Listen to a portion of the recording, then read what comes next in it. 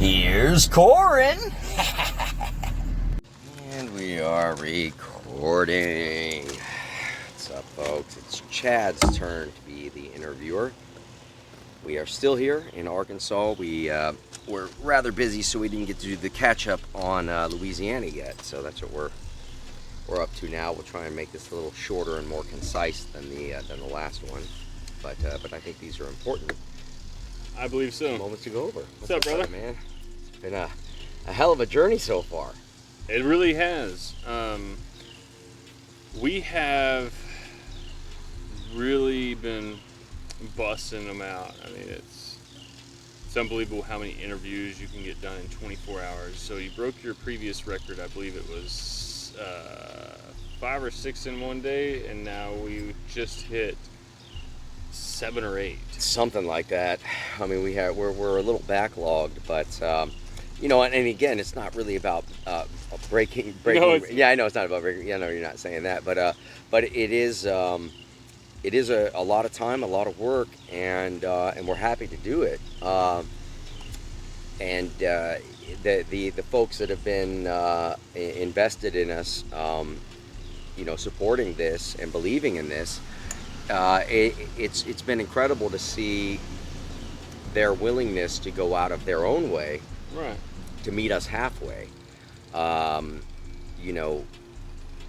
Because obviously our original intention was to try and just go by people's houses as much as possible, and that just proved to be logistically way too complex and unaffordable. So no doubt. After getting out of Texas and into Louisiana, it was just great to be able to prove our premise that we're really doing it. You know what exactly, I mean? And we are really doing it, despite some negative things online from people who obviously haven't been paying attention to what we're doing. Certainly not watching the videos. No, definitely not. Otherwise, those comments and statements wouldn't exist. But we have been doing it. We hit Louisiana.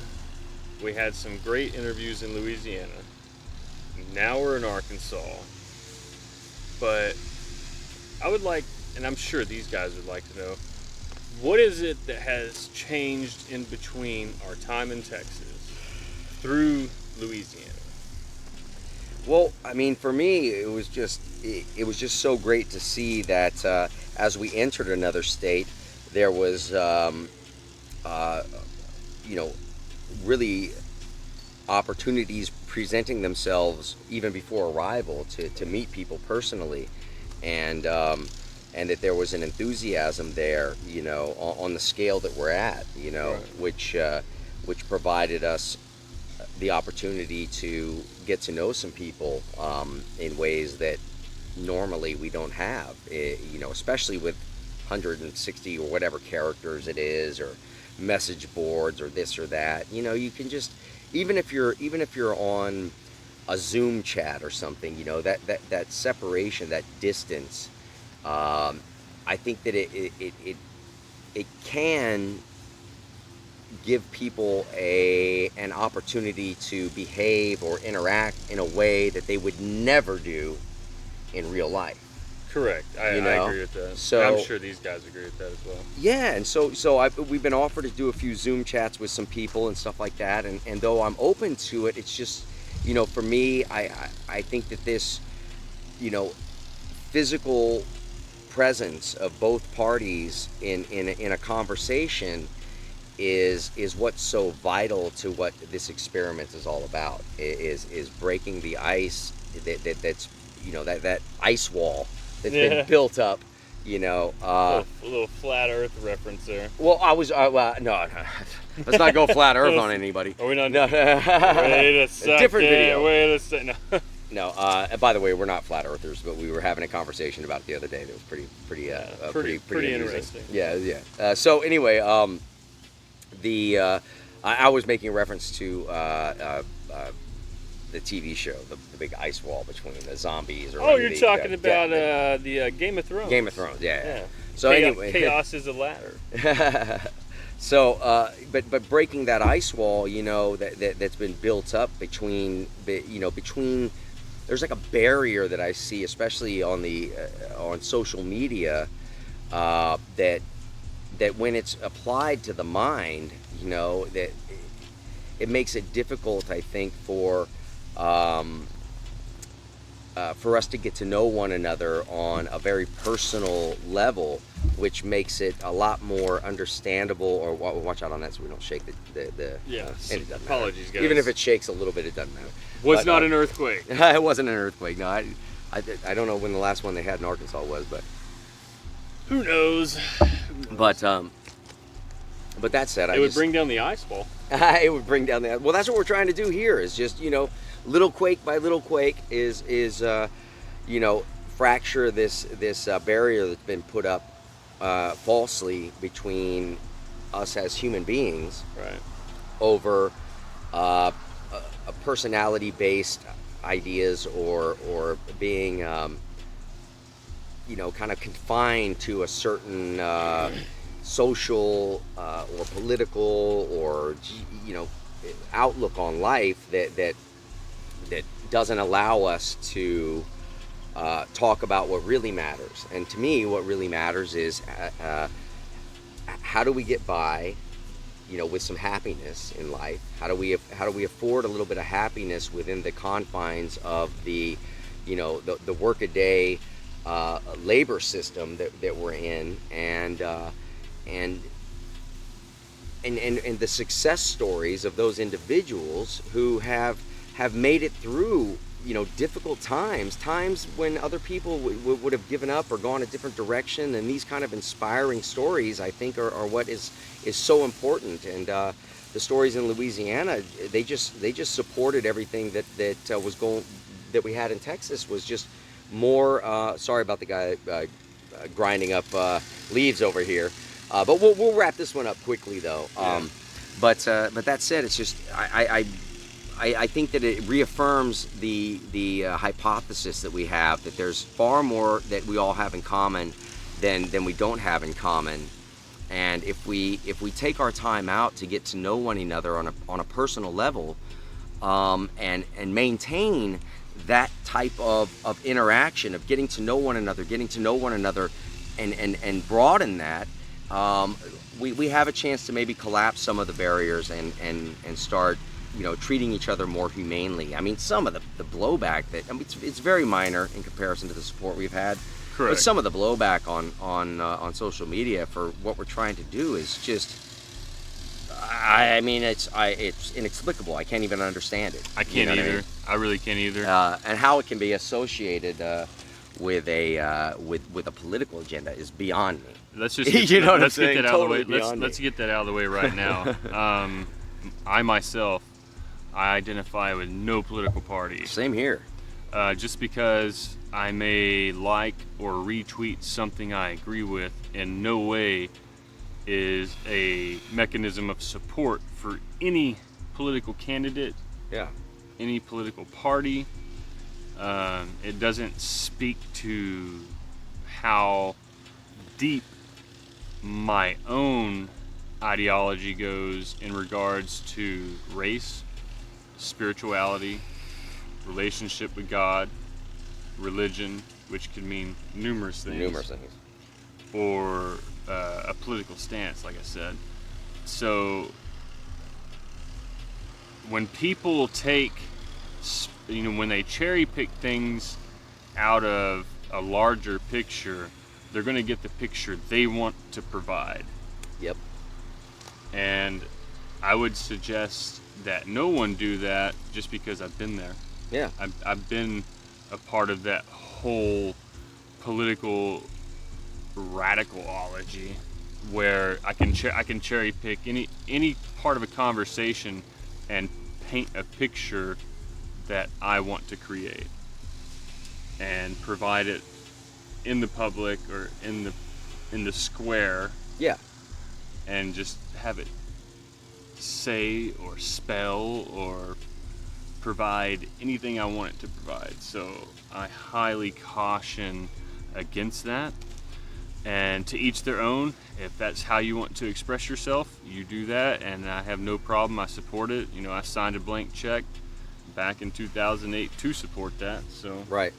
Yeah. That's the one thing is that part of what we're experimenting in here is our First Amendment, uh, which which I think that we're taking on in a very diplomatic and balanced way, hmm with regards what we're putting out as content. right, yeah. There is no political agenda behind it. There's no agenda at all. The only agenda for me is bringing people together. That'd be a goal. Yeah, it's a goal. An agenda Yeah, is yeah. something you plan out. Yeah, that's true. Yeah. So the goal is to bring people together without agenda. Yeah. Exactly. And so that's a really good, fine point to make, and I is. appreciate you recognizing that. And our hope is that more people take the time out to watch these interviews because, sure, they're not famous. They're not Brad Pitt. That's the point. Yeah, that's the exact point. So if you don't have 24 hours out of your day to set aside 45 minutes to watch, somebody who you've never met before and don't know anything about, and maybe find out something about yourself through taking that time out. Well, yeah, these are raw. Yeah, these are just raw, uncut, just regular, unfiltered interviews. Yeah, I mean, and there's no script. There's no pointed question. There's no gotcha questions. Yeah, no gotcha questions. That they're not pushing someone in a direction to answer how the mainstream media would try to do, or any media really, any so-called journalist or commentator. And I think that's what's so important about what it is that Love America Tour encapsulates, is that it doesn't worm its way, or I should say slither. Mm-hmm. It doesn't slither through this chasm of people and try to produce produce an agenda-driven narrative. Yeah, exactly. Yeah, for sure. And so, we're going to continue going the way that we're going. What we honestly hope is that all of you out there like, share, and subscribe. Hit the notification bell, as they say. Yeah. I mean, I hate saying that kind of stuff because it's so YouTube, and I really don't believe So, this as yeah. being a YouTuber thing. This is just a docu-series, and YouTube is the platform. Right. But that said, this has to be a grassroots deal, because I've had the opportunity to spend a little bit of the budget money on getting view counts and all of that to bump it up. Yeah, we've been approached. But I want it to be organic. I want it to be wholly organic, because I'd rather have people view this who want to view it and want to get something out of it and want to be a part of this than some bot farm or whatever you call them in some other country who's just sitting there watching until you get past the view thing, and then going on and on and on, and you have a bunch of people, and it's just silly stuff. So, and it wasn't even pay for views; it was them paying us to allow them to increase views. Yes, exactly. And so we turned that down because it's not grassroots. That would be astroturfing. Mm-hmm. Because we just can't be owned. We can't be beholden to somebody else's agenda, which is what would happen.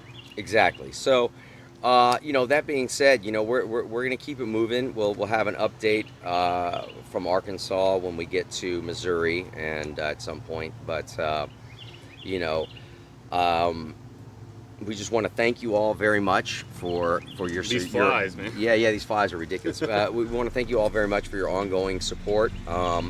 We will be launching a new GoFundMe from Missouri to hopefully secure the at least up into the Virginia area, and then we'll kind of reconfigure things and figure out if we still have the enthusiasm from you guys, and the support from you guys, and the interest from you guys, to see if we can continue further. I want to do this in stages because everybody's strapped for cash these days, and we're not trying to bleed the bank. But there's obvious expenses involved in this that are way beyond what I thought there was going to be. But that said, we're trying to do this on the cheaps. With your help, we can do it. Look out for the new GoFundMe launch, which will be coming in however many days. and we'll set a new goal, so that Right. we're not adding to the old goal, because nobody knows how much of that is gone, which is a considerable amount of it. But with some of the last minute investors who came in, Yes. that pushed us to be able to get to Nashville securely, and possibly even into Alabama before we would have to start using money from a new GoFundMe.